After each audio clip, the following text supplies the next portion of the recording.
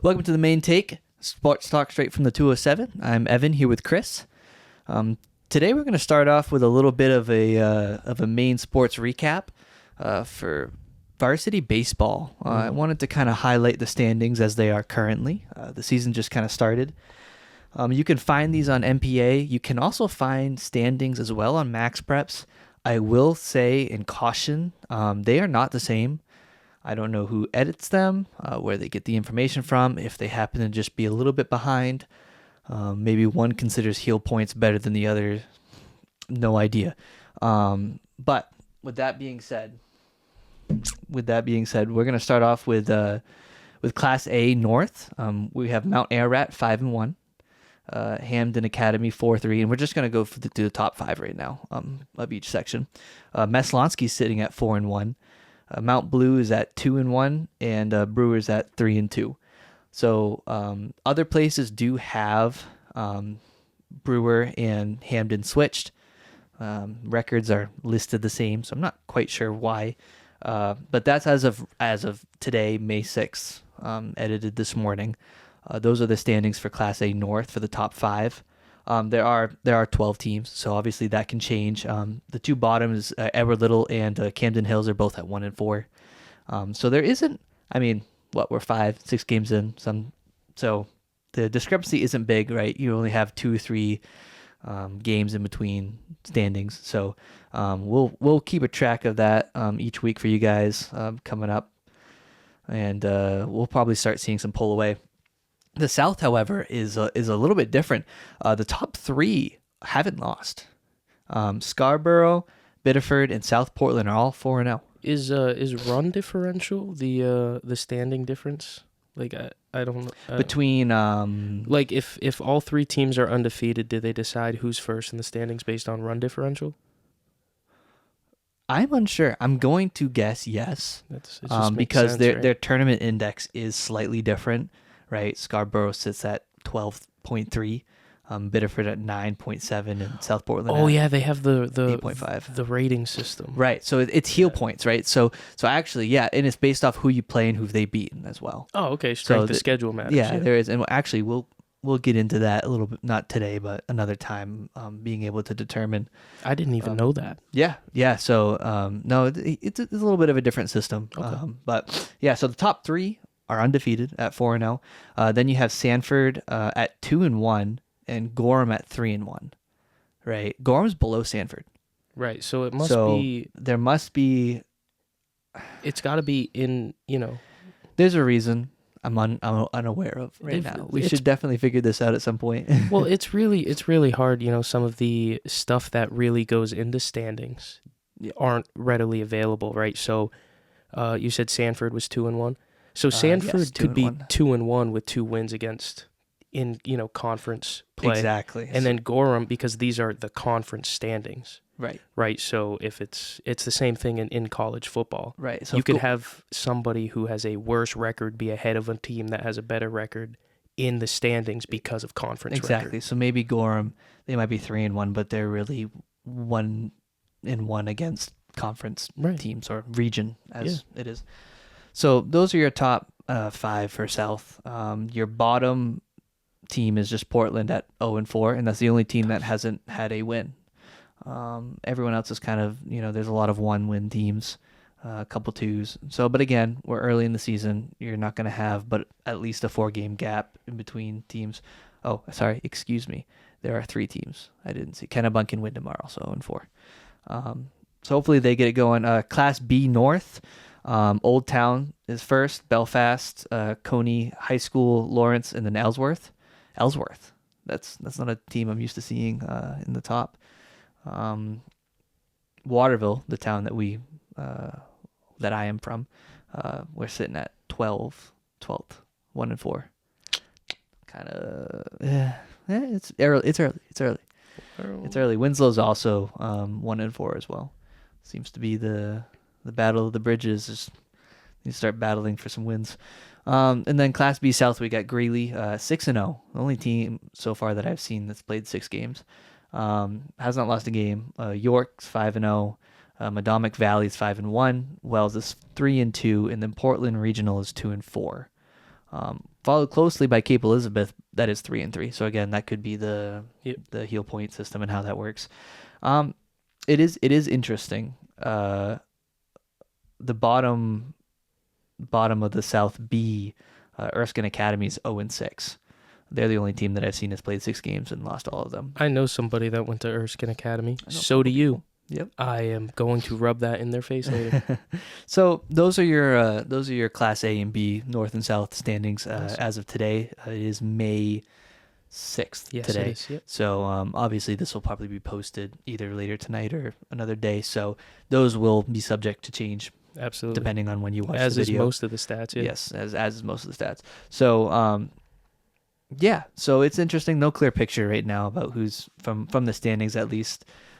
Who's going to come out on top or be the top ones to watch. I will say, obviously, the top 3 for the South being Scarborough, Biddeford, and South Portland. So, I mean, obviously, if you start the season 4-0, you're probably going to be a powerhouse or pretty good. Right. And then, Mount Ararat sitting at 5-1 and Hamden at 4-3. I'm actually surprised. Mount Ararat wasn't a big baseball school when I was coming up through North Class A. So it is interesting. It's fun to be able to look back at see who was better when, and then you see it now. It's like, oh wow, like that team was nothing like they are now back when I played. So keep tuning in. We'll have these weekly to keep you guys updated on a team basis, but we also want to touch on some individual bases. Chris? All right, so I selected 3 individuals here that I kind of wanted to highlight. I saw their stats, and it kind of stood out to me. The first one, I had to touch up on Wyatt Neto, Vandy commit, Gorham High School, 7 innings pitched, 13 Ks on the 1st of May. Okay. But the person I wanted to talk about is Keeler Vogt. It's VOGT. I assume it's Vogt like Stephen Vogt's was, but he goes to Greeley, who's 6-0. Yeah.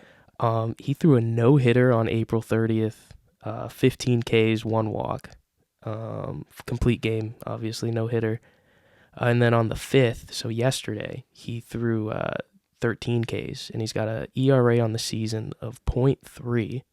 And according to Max Preps, as of today, he leads the state of Maine with 44 Ks. So he's just fanning batters. Oh, Jesus, dude. How many outings does he have so far? He's played in every single game. Pitched. He's pitched in every single game. He only started the last 2. Okay. So he kind of came in relief in the other 2 or in the other 4. But dang, 44 Ks. Yes, absolutely.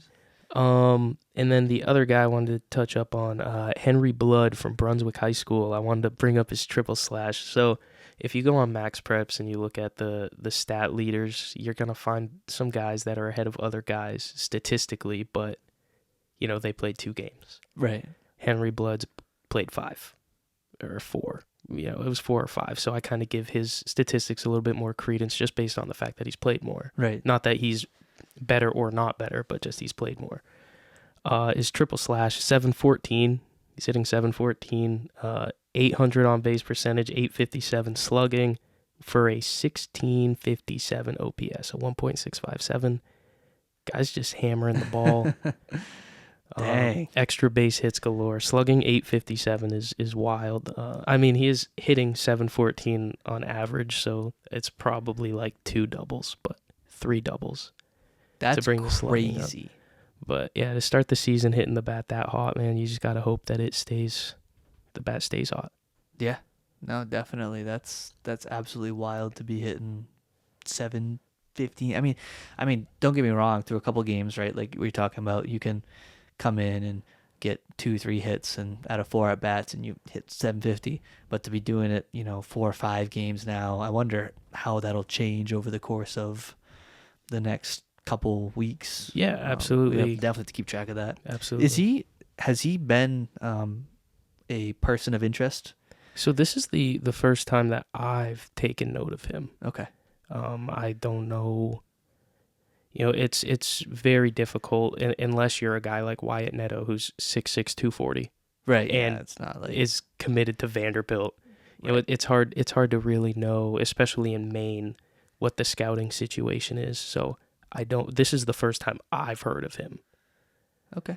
I was just looking around and I just happened to come across that's crazy. I mean, a kid 44 hitting- Ks, Yeah. 44 Ks, by the way, in 5-6 games, even Yeah, six. six games, 44 Ks, and he hasn't started. Obviously, all of them you can. Well, I guess you could if you pitched an inning or two apiece. That's averaging almost 7.1 Ks a game. That's crazy. Yeah. I mean, those are 7 Ks a game, even for the games you're not starting. Imagine if you come in relief, you're throwing the last 2 innings. You're striking everyone out. That's pretty wild. Yeah, I think we yeah. definitely have to keep. Keeler vote at a Greeley High School. Yeah, we'll have to keep an eye on him. Certified dog. No, that's wild. Is he a lefty or righty? I think he was a lefty. I looked at so Makes Wyatt sense. Neto's a righty. I'm pretty sure, and I think I looked up like 3 or 4 pitchers, and I can't remember. One of them was a lefty, and I can't remember if it was him. He might be a lefty. We'll definitely keep track of him. Yeah, I'll have to start writing down what hands they throw with in my notes. It was a question I wasn't prepared to answer. Hey, you know what though? That'll make a difference, especially in scouts. If you're putting down 44 people every 6 games anyway, I think you're going to get noticed. But that would be interesting if he is a left-hander, and I wonder if he has gotten any. Is he a junior or? Yeah, do you know I'm that? pretty sure. Junior. Yeah, So he has another year too. That's he wow. might. No, he's a senior. He's a senior. I remember I was looking through his stats, and he had Okay. 2 years at JV. I'm pretty sure, and then he's in his 2nd year of varsity. Oh, okay, interesting. So I'm pretty sure. We'll have to keep tabs on that. Okay, cool. Your local sports update. Absolutely. Now it's time for the NBA playoffs. NBA playoffs. So, during this segment, we're going to talk about first. We're going to kind of go through some of the games that have been. Second round already started for most teams except the Warriors. The Warriors and Timberwolves who play tonight. Yeah. Play tonight. So we're going to talk about kind of what has happened, and then we'll give our predictions for what we think the series will end at, and who we think going to go to the Western and Eastern conferences. So for the NBA playoffs, we're going to cover.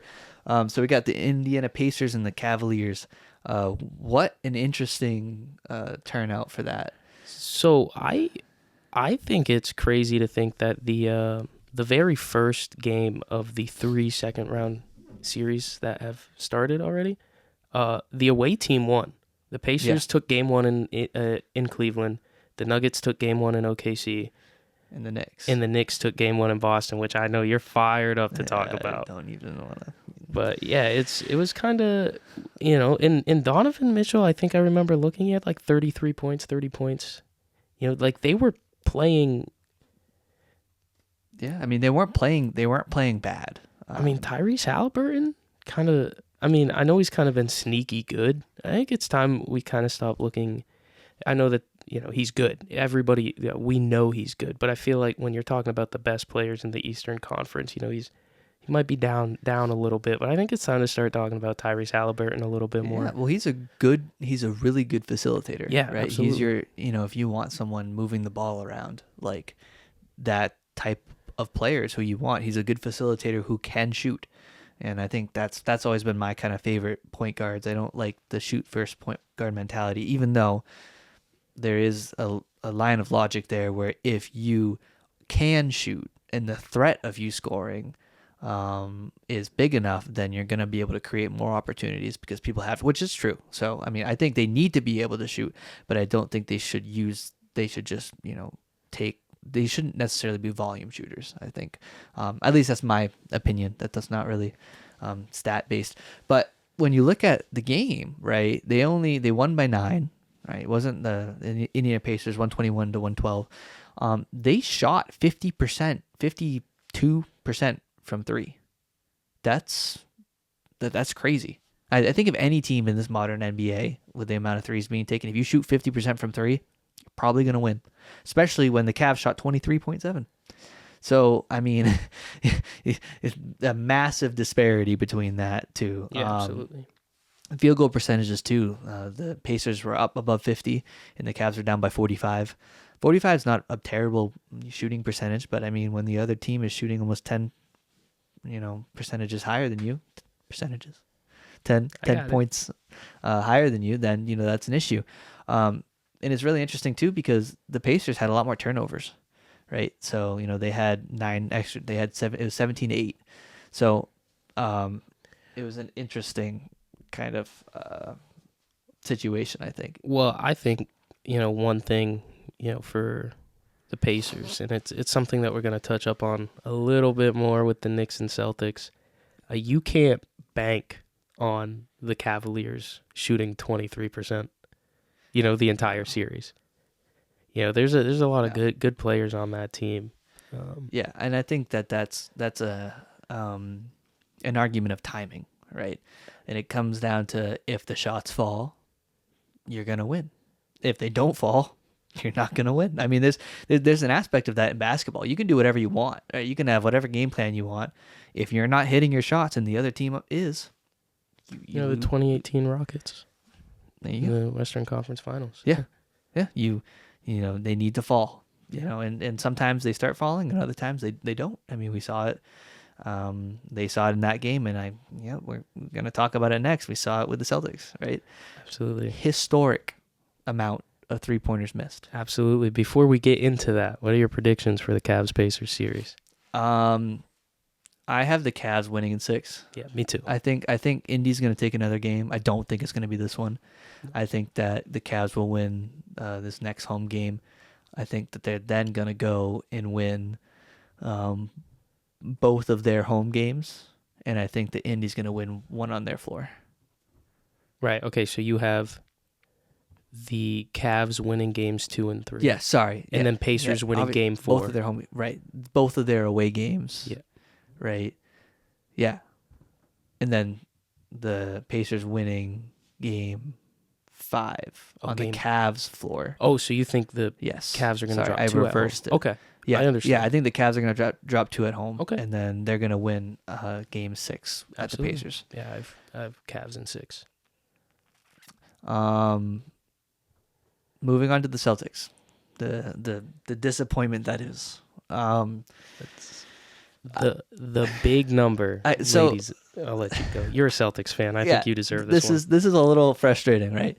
And it's not frustrating that they lost. I mean, it is. Don't get me wrong. It is absolutely crazy that they lost that game.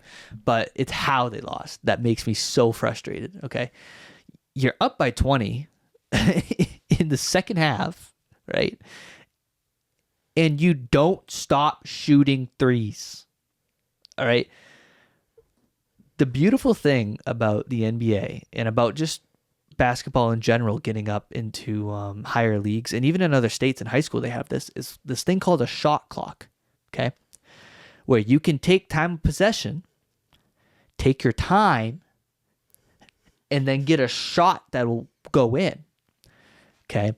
If you're up by 20 points, there is no reason why you need to keep shooting threes. Now, I know that's their philosophy. I know it's worked. And when they hit, you win by 50. Congratulations. But when you shoot 15 for 60... Oh, my God, dude. 45. So for anyone who's tuning in who hasn't heard, the Celtics missed 45 threes in one game. That's a playoff record, by the way. Missed 45 threes. They went 15 for 60. They shot 25% from 3. Yeah, that's kind of crazy, but it goes back to the same argument I just made. The Knicks can't expect.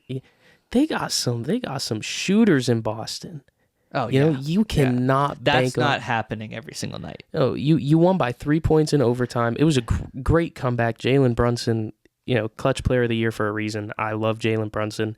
He thinks he flops a lot. Maybe he does. I still love Jalen Brunson. He does, you know what I mean? But I mean, I can't. He's exciting to watch. I'm not an annoying Celtics fan who just thinks that, or who just forgets. Don't look at me like that. like who thinks that, oh my God, he didn't get fouled, he flopped. Yeah. Jalen Brunson, the Knicks deserve to win. I want to make myself clear. I don't think Boston should have won. I wanted them to win, and I think that they should have won based off of their early lead. But based off how they performed, no, they didn't deserve to win. Right. I think Brunson played well. I think that he had a great game. There was an instance where we were watching, and I pointed out a play that Brunson went up with the ball, got hit in the hands, which I can concede probably was a foul, but for some odd reason his head flew backwards, but he got hit down here.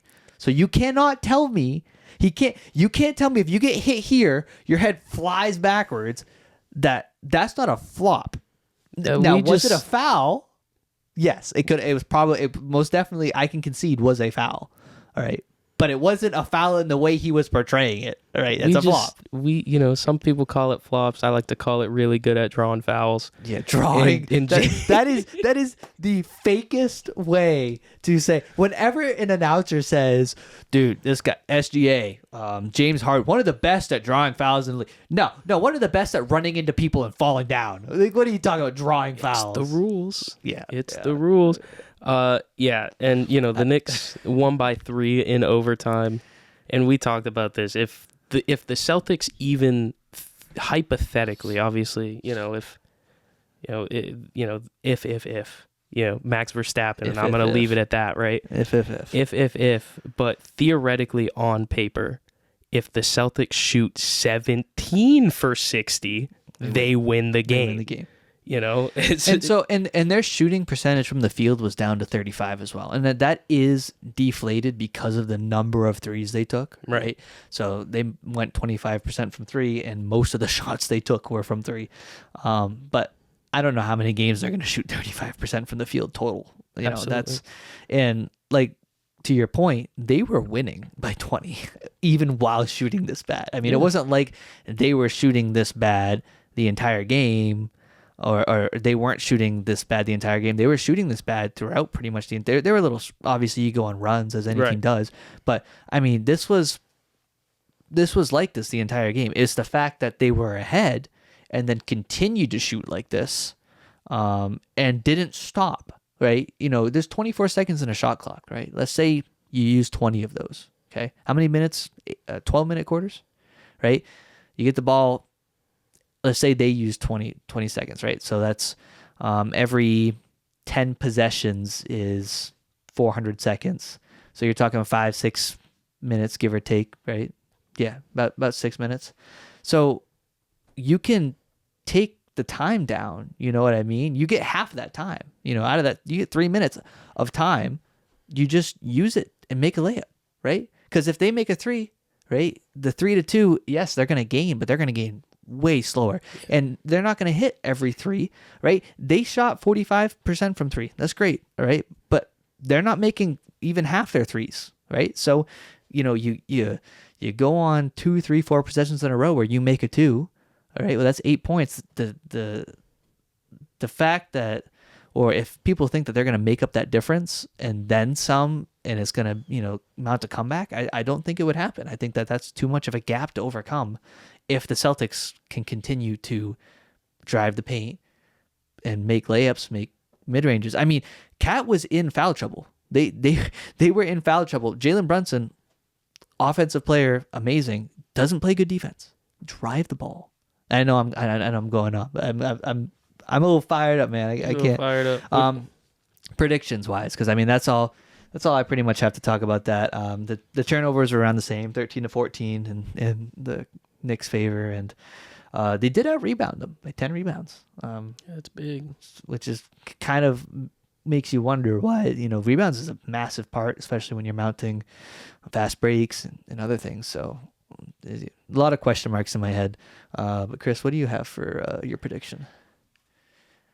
I wrote down Celtics in 6. I said the same. I think the Knicks will at least take one more in the Garden. So I think Celtics in 6, but this plays on either the first or second episode we were talking about who needs to prove themselves the most. Yeah. And I brought up that the Knicks need to bring the fight to one of these two big teams because I feel like they're in a spot of we're better than 4 through 8, but we're not as good as 1 and 2. Even if the Knicks can take this game to 7, I think that they've proven, we are legitimately one piece away from being title contenders. So I would like to see the Knicks take it to 7. I think the Celtics take it in 6. Yeah, I think if the Knicks can push it to 7, I still think the Celtics take game. I don't think the Celtics lose game 7 at home. Yeah, no. Yeah, I said Celtics in 6. I don't see the Knicks.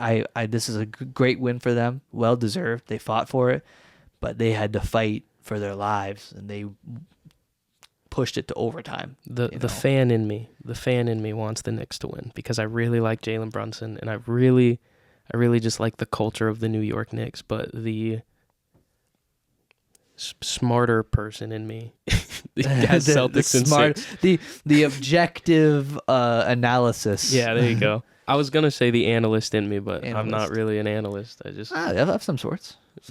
Yeah, Celtics in 6. Nuggets and OKC, 121 to 119 ending. So what a game! When this game first started, because of the coaching issues in Denver, when the series first started, before Game 1, because of the coaching situation in Denver, and we didn't really know how it was going, and the Thunder have been playing amazing. In my head, I was like, man, I think the Thunder might take this in 5. And then the Nuggets showed up and played like they did. And I said, oh, man, spoiler alert predictions. I said, oh, man, the Thunder are going to take this in 7. The Thunder are going to take this in 7. So I still think crazy. I still think the Thunder are the better team. However, I don't think of the remaining teams in the playoffs, I don't think a team has a bigger difference maker than Nikola Jokic for the Nuggets. Agreed. So if the Nuggets win this series, Nikola Jokic is going to play out of his mind. However, we're talking about him performing at a clip that, although possible, is very hard when you are facing a team like the Oklahoma City Thunder. So I do have the Thunder in 7, but my goodness, the Nuggets have been so fun to watch during the playoffs this year. They had, I think, so far in the first round, the Pistons and the Knicks, and the Nuggets and the Clippers were my 2 favorite series to watch and keep up on, keep tabs on. And the Nuggets, again, really, really good game here in OKC. Yeah. And they're just really fun to watch this playoffs, man. Yeah, well, and their splits were pretty close. The Nuggets shot 44% from the field, OKC 42, 31% from 3, 34% from 3. So I mean, their play styles were close. Even the turnovers were a little different. The Nuggets had 18 turnovers to OKC's 9. Yeah. Right, so that it's interesting. I think what made up for that though is the rebounds. They had 63 rebounds. 20 out rebounded them by 20. Out rebounded them by 20. OKC had 43. How many of those were Nikola Jokic's? I don't know what his stats are pulled up, but I bet it's more than 10 because that's Nikola Jokic. yeah. So I think the level of hustle. From what I watched up until around the third quarter. I didn't see the ending, unfortunately. But it seems like it would have been a good one. It would have 100% been a good one. I think the fact that they took it to them at their house, they performed the way they did. They have high energy people. Nikola runs. Westbrook is a big high energy guy. He runs. Can't shoot amazingly, but you don't really need him to if you're getting in fast breaks, right? You get 20 extra boards. I wonder how many of those were defensive to offensive, and how many you're getting out starting a fast break in. I mean, that team runs. Christian Braun, and Aaron Gordon. I mean, that they have a lot of playmakers who like to run the floor. That play style might wear on OKC if they're not used to it. I didn't follow them too much during the season, so they could themselves be runners, but it should be interesting. I have the Nuggets winning in 6. However, if it goes to Game 7, I did have OKC winning. Now, the interesting part, I want to put an asterisk on this, right? Obviously, our opinions will probably change depending on the results of these upcoming games. I mean, naturally. If the Nuggets specifically can take Game 2, I think the Nuggets will win in 5. I was going to say, I think they're winning in 5. I think that the slip will be too big. The momentum shift will be too great for OKC to overcome that. You can't drop 2 games at home and then go win a playoff Especially series. With how high they were compared to the Nuggets in record and, what the expectations were. I mean, most people like the Nuggets, right? Everyone likes Jokic. but the Thunder were the powerhouse of a team, record-wise and just performance-wise throughout the year. If they drop 2 to start the series, I think it's over. So, and I know we're in agreement with that. Yeah. So, those are our NBA. Oh, sorry, Warriors, one more. Timberwolves. We got Warriors and Timberwolves. I didn't have any stats for that because they haven't played. They're playing tonight.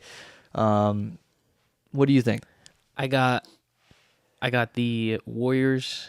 I want to say the Timberwolves because I love Anthony Edwards, even though he just knocked out the Lakers.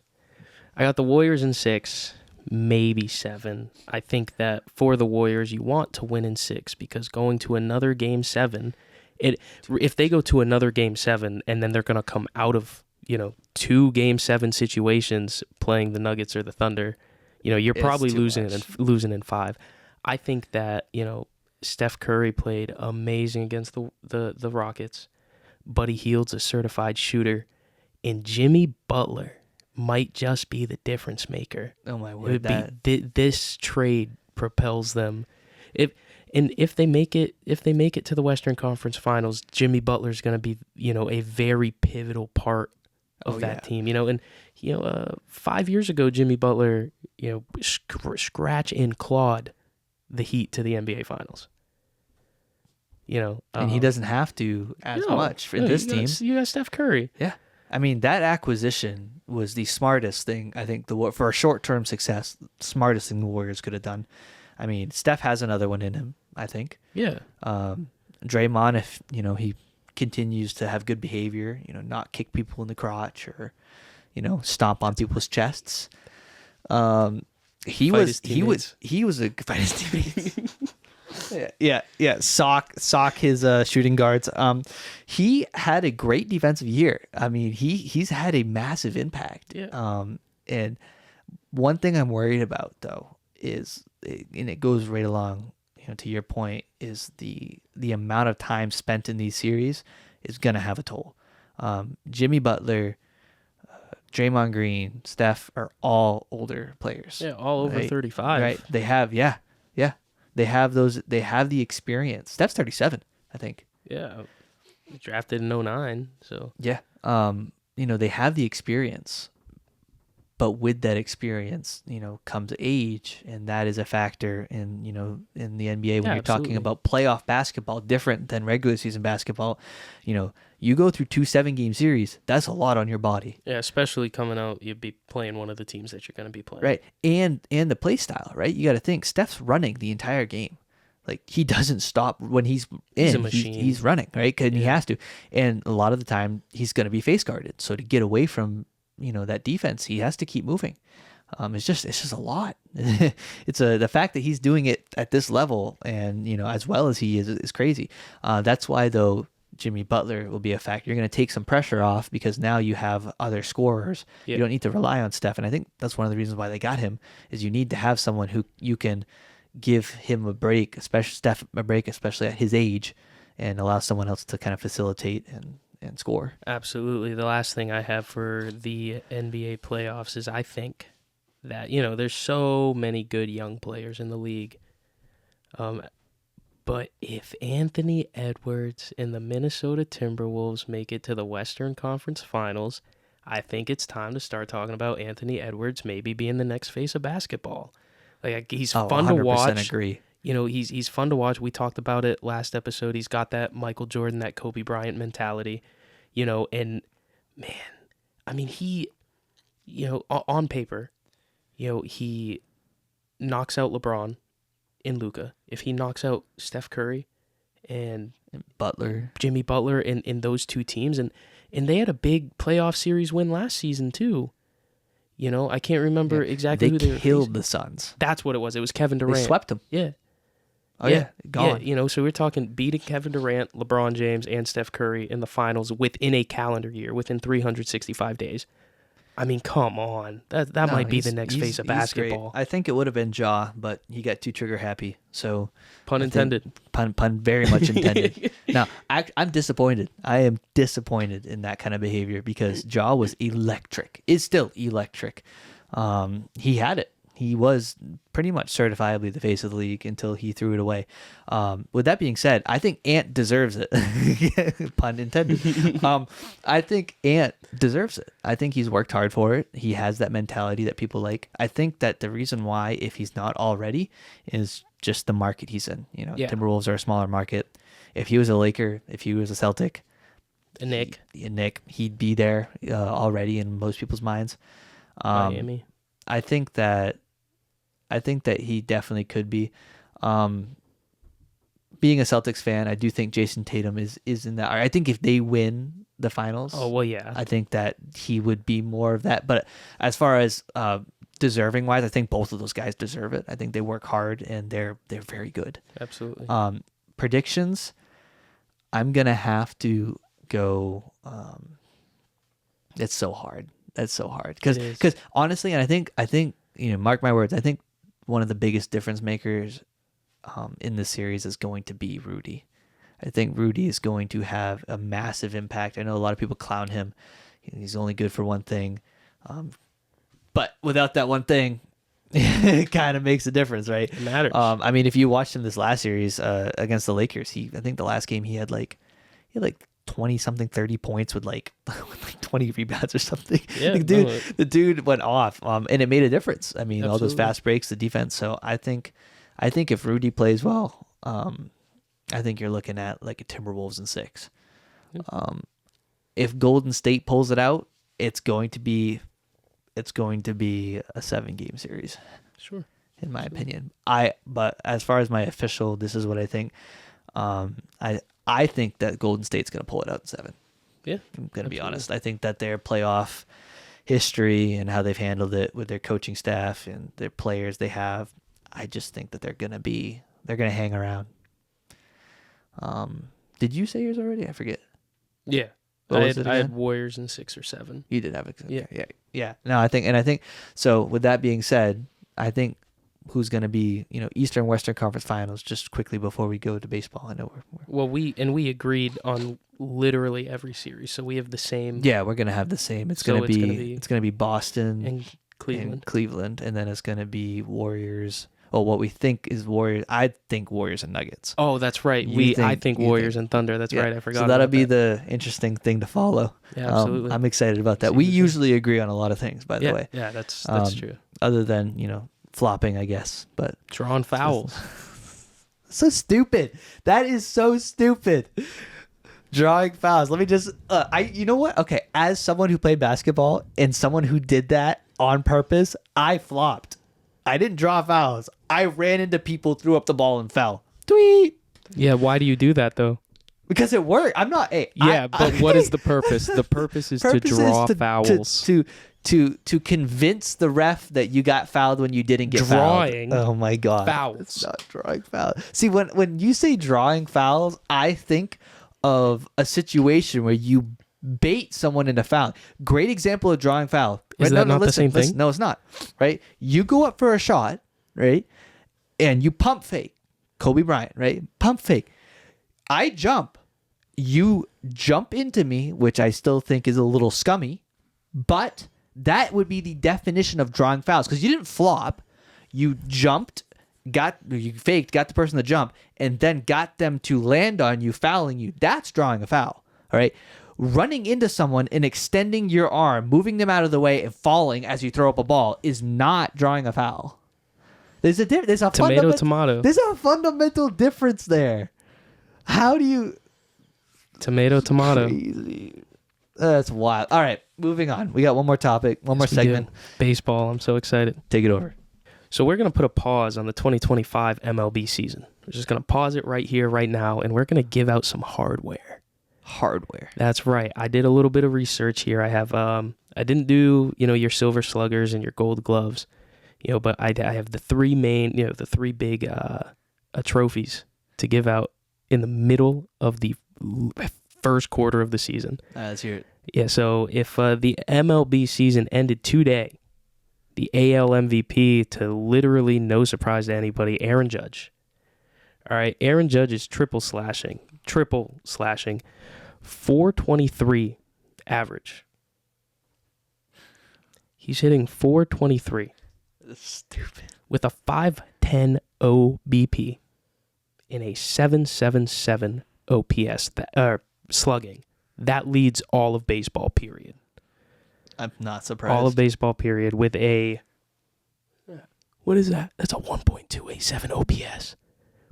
Brother is literally putting up stats that haven't been put up for 100 years. Tell me that's not the MVP.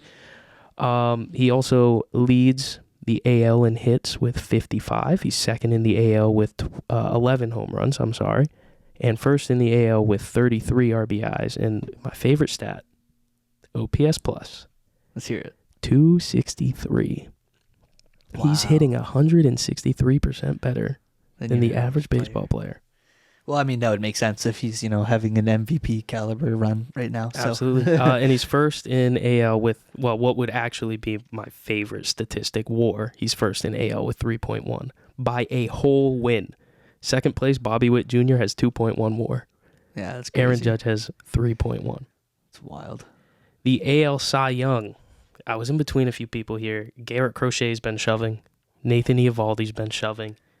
But when you break it down, statistically, and you look, I got to give it to another Yankee. Max Fried. 6-0 on the season. 1.01 ERA. He's got a .94 whip, a 2.82 FIP. Fielding independent pitching. That's the three true outcomes. That's one of my favorite stats too. It's the three true outcomes of baseball. 2.82 is magnificent. He doesn't strike people out like Nathan Eovaldi or Garrett Crochet do. But man, oh man, that guy. 6-0 with a 1.01 ERA. 6-0 is hard to argue, especially with the. I mean, you can just call it a 1. The ERA is crazy. 3.94 ERA plus. He's pitching almost 300% better than your average player. Yeah. Well, that's 6-0. That's a 1.01 ERA. How many people? I don't think there's another starter who is 6-0, right? No. Yeah, that's dealing. AL Rookie of the Year, Oakland, Sacramento, Las Vegas Athletic, Jacob Wilson. Let me just name every city in that Kansas area. City. They were the Kansas City Athletics to start, in case you didn't know. So whatever they are right now, Jacob Wilson. I had it between Jacob Wilson and Tristan Campbell. But I looked. Christian. Did I say Tristan? Christian. Yeah, I was thinking Tristan Cassis. Tristan Cassis, who's another Red Sox. Yeah, who's not playing. Yeah, Christian Campbell. I'm sorry. But I looked, and Christian Campbell does have one more home run. But I think he's also OPSing better than Jacob Wilson. But Jacob Wilson's hitting better with a 333 average. Yes. His OBP's better. As a rookie. Yeah, he's got 5 more RBI. So yeah. I think you take those two. I think as of this moment, it's one of those two. I got to give the edge to Jacob Wilson, though. You know, 333 batting average is terrific. Like I said, is 17 RBI to Christian Campbell's 12. That's great. I'm just happy that the Red Sox has someone that's in the conversation. Obviously our conversation, but still, in the conversation statistically for such a thing, because they've been awful recently. So I am so excited for the NL, because I guarantee you could not guess who I believe is the NL MVP right now. Here's a hint. It's not Shohei Ohtani. Yeah, it's not Mookie Betts. It's not any of the players you'd think. In fact, if you think about the team he's on, you'd probably think of somebody else before him. When I say New York Mets, who do you think of? You think of Juan Soto. But Pete Alonso, the polar bear, is the NL MVP. Bear. He leads the NL very much like Aaron Judge, but Aaron Judge leads all of MLB. He leads the NL in a triple slash. He's hitting 344, OBP 468, and he's slugging 656 for a 1.124 NL. Guess who has him on his fantasy? You. Yes, That's sir. right. That's right. Yes, sir. He's technically tied for, I think, 8th in home runs, but he's tied with like 5 people. Or it's like 9th, and he has 8 home runs, which is one thing as a baseball fan people have always kind of touched up on, is like, yeah, Pete Alonso hits 40 home runs, but he bats 250. Yeah, well, he's batting 350 right now. Yes. So maybe he lowers down the home run numbers. You can Pete Alonso, you don't have to hit 40 home runs, 45 home. You could go out and hit 25. Right. And if you're batting 300, brother, you might be the MVP depending on Shohei's season. People are going to find and honestly, that is more valuable than the home run count, depending on the difference, right? So if you drop 10, 15 home runs, but you're batting, 20, 30 points higher, I mean, the production you're going to get that's a worthy sacrifice throughout the season, I think is higher, because you're going to, I mean, I guess if you hit them in the same scenarios, you're not going to get more RBIs, but honestly, you will. Actually, that's probably going to, that's going to have, more, you're going to have more hits, right? Situational stuff. Absolutely. Second in the NL by 2 with 31 RBI. First place has 33, 220 OPS plus, and he's tied with Fernando Tatis, who he also has the same number of home runs as, with 2.4 WAR for the NL lead. So you have a situation where Tatis, tied for first in the league in WAR, tied. It's the way that the NL is you have Kyle Schwarber at 1 with home runs. He's at 1 with 11. Then you have like 2 or 3 people at 10, and then you have 4 people at 9, and then, you know what I mean? Yeah, so right. so it's early on in the season. We're giving out awards early on in the season, but it is early on in the season. We won't know how the home run race is really going to shape up until after the All-Star break. But this let me preface it. This is the first quarter. First quarter. The These first guys, 30 games. These awards are the first quarter awards. I don't care what they do after that. Absolutely. We're talking about them right now. Absolutely. NL Cy Young winner. No, you don't. No, he doesn't. He doesn't know. He doesn't know because he didn't do the research like I did. To be fair, I did say, preface. I am going to take over baseball this time because I have a really good idea. Yoshinobu Yamamoto, Los Angeles Dodger, leads the MLB with .9 ERA. Guess who has him on his fantasy? You. I know. The dude has been dealing. Absolutely. So .925 whip, 2.25 FIP, and you thought 309 Max Fried, 394 ERA plus. Wow, that's really, really good. You thought that, and it is. But you know what it's not? 437 ERA plus. 337. That's crazy. Yoshinobu Yamamoto is pitching like an animal. Now, this was actually... I wrote down Paul Skeens too because he's Paul Skeens, but he's just not having... He's having a great start. Not as good as Yamamoto.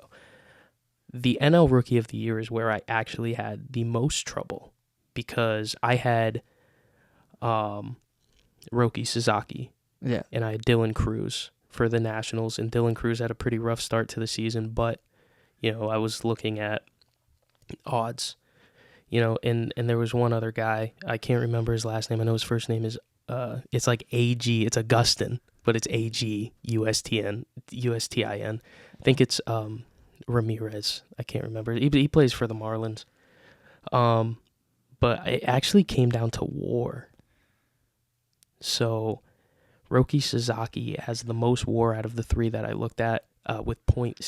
Dylan Cruz is at negative .1. The Marlins players also at negative .1. So I just thought based on WAR this far in the season, I got to give it to Roki Sasaki. Right. Has had the greatest effect. He's got a 3.86 ERA. Not bad. Not great. You want to keep that ERA under 4. Not bad, but not great. Oh, rookie, too. Absolutely. 1.451 whip, a 5.38 FIP, which is not where you want to be. 5.38, that's, again, your 3 true outcomes. Your home runs, it's what the pitcher is in control of. Home runs, strikeouts, walks. So 5.38, not ideal, but he is an above average pitcher at 102 ERA plus. And those are the first quarter awards for the MLB. I like him. No disagreements. I think that's good. I like how close the Christian Campbell one is. I think that his impact on the Red Sox have been really good. So I think that if Campbell wins, they're going to have to, it's probably, if they both play at this clip the entire season. Again, we're 30, 32, 33 games into the season. 162 games. But if they stay at this clip the entire season, what will give Campbell the edge is how the team performs. Yeah. I know it stinks, and Cy Young isn't as much as a team win stat anymore, and that's cool. MVP is. Yeah. Who is going to be more valuable? Is Christian Campbell in the long run probably going to be more valuable to the Red Sox in whatever success they have this season than Jacob Wilson to the Athletics? Absolutely. I think that's true. But if we're looking at records right now, it is strictly the first quarter of the season. It's Jacob Wilson. But I think in the long run, Christian Campbell will take that jump. It'll be interesting to follow. A lot of exciting things going on. But yeah, we got our sports recap, NBA playoffs, our first quarter awards. It's exciting stuff, Chris. Absolutely. I'm fired up. Sports are in full swing. The NBA playoffs. Yes. Really excited. The NFL season right around the corner. I can't wait. The draft was awesome. For those who did tune in, who are watching, please hit us up. Our email is themaintake@gmail.com. No spaces, no caps. Yep. With any team stats, player stats you want recognized. Anything at all sports related, we'd be happy to cover. Interview stuff. We want to get some interviews going, and this is exciting. So I'm Evan here with Chris, the Maine Take, sports talk straight from the 207. And we'll see you next time.